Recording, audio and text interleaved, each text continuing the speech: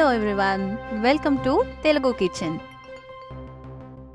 ఉసిరికాయలు మనకెంత మేలు చేస్తాయో మనం ఇదివరకే చెప్పుకున్నాం కదా. అలాంటి ఉసిరికాయతో పండు మిర్చి నిలవ పచ్చడి చేస్తే ఎలా ఉంటుంది? చెప్తుంటేనే నోట్లో నీళ్లూరుతున్నాయి. మరి చకచకా చేసేద్దామా ఉసిరి పండు మిర్చి నిలవ పచ్చడి? చలో. నేను 1/2 కిలో పండు మిర్చి, 1/2 కిలో ఉసిరికాయలు తీసుకుని శుభ్రంగా కడిగి తుడిచి ఆరబెట్టుకున్నానండి. ఇప్పుడు పాన్ వేడి చేసి 1 టేబుల్ స్పూన్ మెంతులు, 2 టేబుల్ స్పూన్ల ఆవాలు వేసుకుని దోరగా డ్రై రోస్ట్ చేసుకోవాలి. వీటిని మెత్తగా పొడి చేసుకోవాలి. ఇప్పుడు ప్యాన్లో తాలింపు కోసం 1 కప్పు వేరుశనగ నూనె వేడి చేసుకోవాలి. ముందుగానే తాలింపు రెడీ చేసి పెట్టుకుంటే పచ్చడి రెడీ అయ్యేసరికి చల్లబడుతుంది, ఈజీగా మిక్స్ చేసుకోవచ్చు అన్నమాట.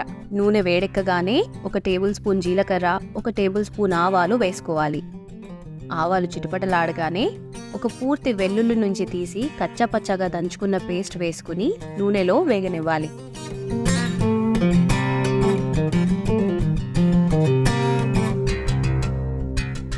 చివరగా 1 టీ స్పూన్ పసుపు వేసుకుని మిక్స్ చేసి స్టవ్ ఆఫ్ చేసుకోవాలి. తాలింపు రెడీ అయిపోయింది. దీన్ని చల్లారడానికి పక్కన పెట్టేసుకుందాం. ఇప్పుడు ఒక కడాయిలో 1 టేబుల్ స్పూన్ నూనె వేడి చేసి గింజలు వేరు చేసి కట్ చేసిన ఉసిరికాయ ముక్కలు వేసుకోవాలి. స్టవ్ సిమ్లో పెట్టుకుని ఉసిరికాయ ముక్కలు ట్రాన్స్పరెంట్ అయ్యేంత వరకు నూనెలో వేయించుకోవాలి.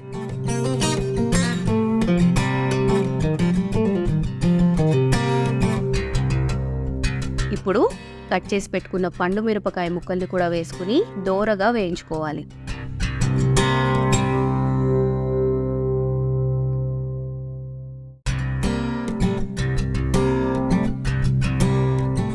పండు మిర్చి కాస్త వేగగానే 50 గ్రాముల చింతపండు కూడా వేసుకుని అన్నీ బాగా మగ్గేంత వరకు దోరగా ఫ్రై చేసుకోవాలి.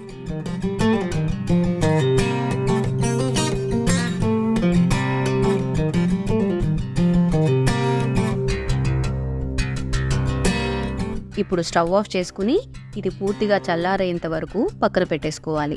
ఇప్పుడు మిక్సీ జార్లో ముందుగా మగ్గించుకున్న ఉసిరి, చింతపండు, పండు మిరప ముక్కల్ని వేసుకోవాలి. ఆ తర్వాత ఆవాలు, మెంతుల పొడి వేసుకోవాలి. అలాగే సగం కప్పు ఉప్పు, దాదాపు 25 వెల్లుల్లి రెబ్బలు కూడా వేసుకుని మెత్తగా గ్రైండ్ చేసుకోవాలి. ఇప్పుడు ఈ మిశ్రమంలో ముందుగానే రెడీ చేసి పెట్టుకుని చల్లారబెట్టుకున్న తాలింపు వేసుకుని పచ్చడికి బాగా పట్టేలా కలుపుకోవాలి.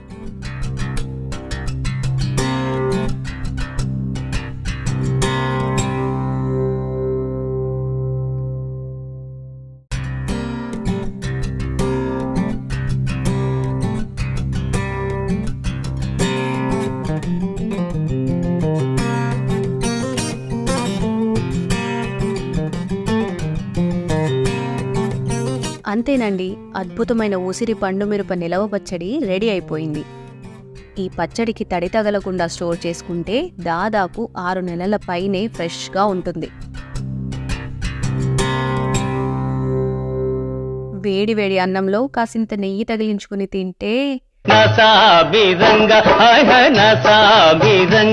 అనకపోతే ఒట్టన్నమాట. అదన్నమాట సంగతి. ఇంకేంటండి, ఈ వీడియో లైక్ చేసి షేర్ చేసి నా ఛానల్ని సబ్స్క్రైబ్ చేసుకుని అప్డేట్స్ కోసం ఆ బెల్ ఐకాన్ ప్రెస్ చేయండి. ఈలోగా ఇంకో రెసిపీతో మళ్ళీ కలుస్తాను. Bye bye.